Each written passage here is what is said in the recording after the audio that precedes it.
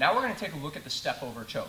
This is a great choke from side control, high percentage, and one of my students, blue belt, almost caught me with it. I'd never seen it before, and I use it a lot. What you're going to find is that this move is better against good people. All right, so I'm here in side control, and I had mentioned that this move is better against good people.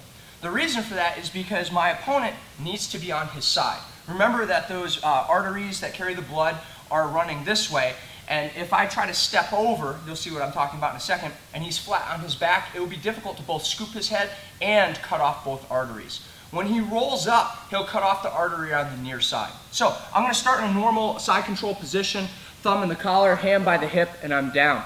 Now, one of the difficult parts about having a side control with the hand by the hip is I don't have any control over his hips moving away. Remember, when we come underneath and I get the cross space, that turns his head and can cut down on his hip movement. What you're doing is you're loading your body up in side control on the side so that he can't come into you. You're blocking so he can't come to guard, but bellying down is very common when you're blocking the hip. So when I come here and he gives me one or two shrimps, normally I would follow him. Come back, please. In this instance, turn 45. In this instance, what I'm going to allow him to do is shrimp once or twice. I'm going to bring that inside knee up towards his belly. You can see I'm tilting my body. We'll catch another angle in a second. My hand is still blocking the hip. Now from here, I am going to start turning that wrist so it's tight on the neck. I'm going to step over top of the head.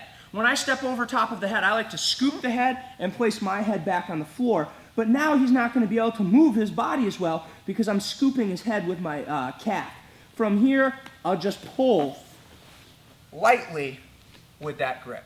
So I'm in a good side control position. My thumb is in the collar. He starts to move. I bring that knee up and I step over. I scoop. Now watch how I put my knee and my head towards the floor, and I'm going to pull with that hand. Thumb in the collar. He starts to shrimp. Stop. Knee in. Stepping over top of the head. If he's blocking the hip, sometimes you'll have to step your hips through to clear that arm and get over top of the head. That's fine. I scoop and I put my head towards the floor.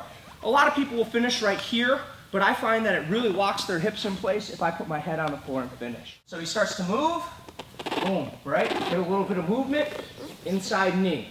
Stepping over the head, knee to the floor, head to the floor.